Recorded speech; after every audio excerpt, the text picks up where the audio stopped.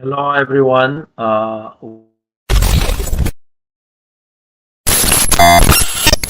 Hi guys, hold on for a second. Before we proceed to the video, I have something very important to tell you. Professor Jon V. Kofas has published his new book in collaboration with Little French Media, and the title of the book is Neoliberalism, Inequality, and Authoritarianism. This book details how neoliberalism impacts the geopolitical economy in the 21st century. You can buy it from Amazon, and the link is in the description. Thank you. Now let's proceed to the video.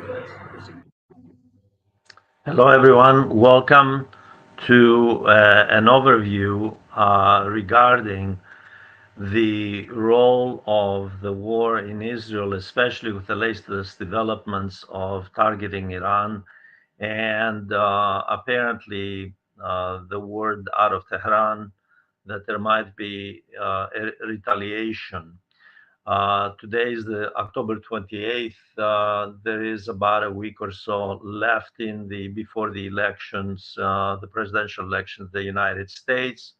This is a very close election, and the question is to what degree will the war in the Middle East, which has expanded from the genocidal campaign in Gaza to Lebanon in the last couple of weeks, obviously, and Lebanon, from Lebanon to Iran. Syria has also been bombarded by Israel.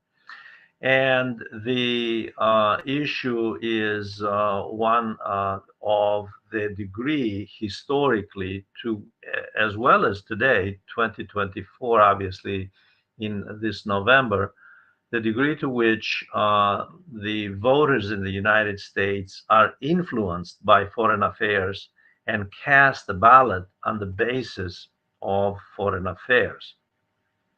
This video basically goes through the dynamics that this video on the role of the war in the Middle East and Israel's incursion into Lebanon lately, and uh, using the pretext, of course, of targeting Hezbollah, when in fact it's really a much more sinister campaign intended to broaden this war and to make it appear as a conventional war with Iran as the ultimate target, considering that the West, since the revolution in Iran in 1979 that brought to power Ayatollah Khomeini, has been an anathema for the Western world, especially the United States.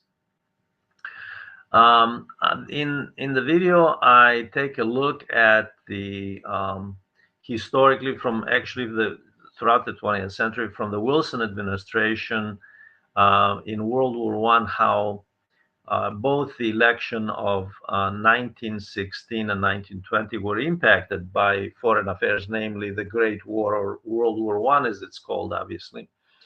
And then, of course, 1940, obviously, FDR, who won easily that re-election, an unprecedented third term, and then down to 1968, the Vietnam War, and LBJ, the Lyndon Johnson, deciding not to run, knowing he would lose, and the split of the Democratic Party, bringing into office, of course, Richard Nixon, the Republican. Then in 1980, another foreign policy event, namely the combination of the energy crisis resulting from the disastrous Yom Kippur War and destabilizing the Middle East in 1973, and the energy crisis of the 1970s, sending prices higher globally and having an inflationary spiraling effect in the United States and globally. That also determined, to a large degree, actually, the US election. Again, a Democratic incumbent losing, of course, Jimmy Carter losing to Ronald Reagan. And now, of course, we have Vice President Kamala Harris against former President Donald Trump. And both are on record supporting Israel, both are on record against Iran. The question, of course, is one of management style, with Kamala Harris insisting that adopting the Israeli position that Israel has the right to defend itself, and of course, uh, having as hard line as she can on Iran, as you would expect. No one is going to win any election in the United States being soft on Iran. And Donald Trump, of course, having a record of being hardline on Iran, considering he did in his presidential term when he won, after he won in 2016, he moved out of the treaty, the nuclear treaty that was designed to reward Iran with economic incentives in exchange for not building a nuclear bomb. So the both candidates are very similar, in fact. And the question is, again, like I said, one of management style. Now, let's look at some statistics. To what degree do Americans um, vote on foreign affairs? Actually, historically, that number is very low. They vote on um, domestic issues, especially the economy, their social status, and especially on prospects for the president they will vote will have policies that they perceive, by the way, as resulting in better living conditions for them. Now, that doesn't mean that whoever comes to power and the promises made will be realized. The fact is that public consent is determined to a large degree by mass media indoctrination.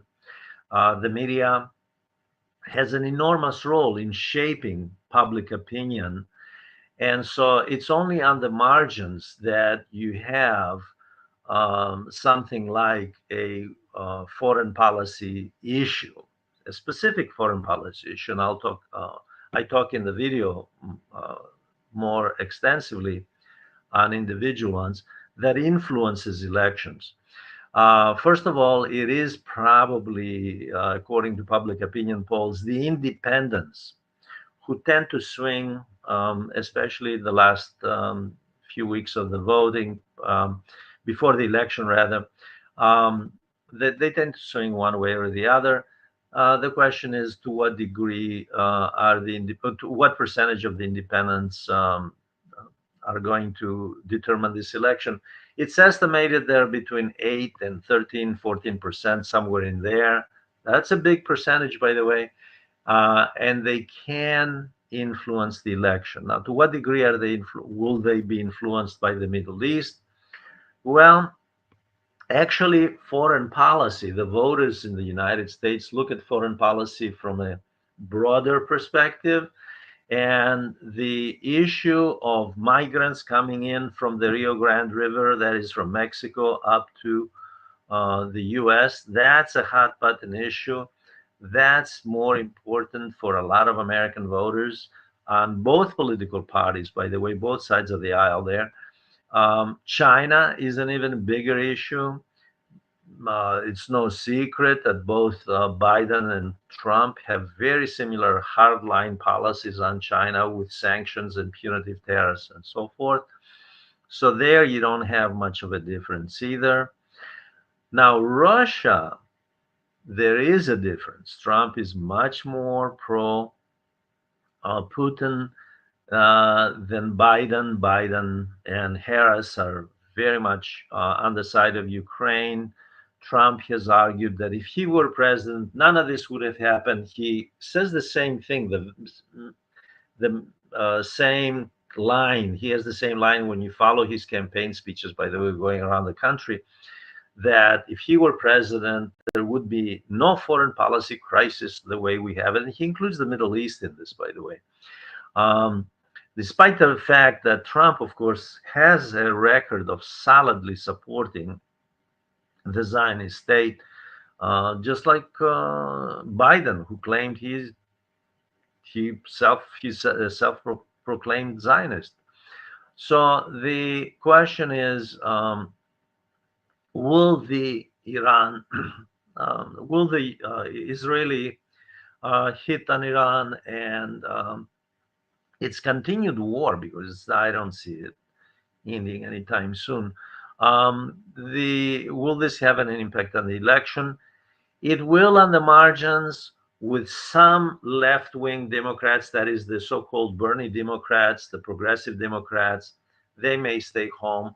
Arab Americans, by the way, in swing states like Pennsylvania, especially Michigan, I looked at some public opinion polls lately. They don't. They don't look good for Kamala Harris at all. She has tried to have her cake and eat it too, whereas Trump focuses only on one issue, the cult of personality. If I were president, there would be no crisis. Um, the other issue is, of course, the degree to which Americans believe that the commander in chief, the president, is able to handle an unexpected foreign policy crisis with decisiveness and resoluteness. And here, Trump, because of the bravado, because of the um, populist rhetoric, tends to appeal more. So while the election is very close and there may be some impact on the margins, what we see is that Trump may have the edge on this. Now, in this video, I discuss all of these issues. I analytically point out the also the role, the determining role of the mass media in shaping public opinion.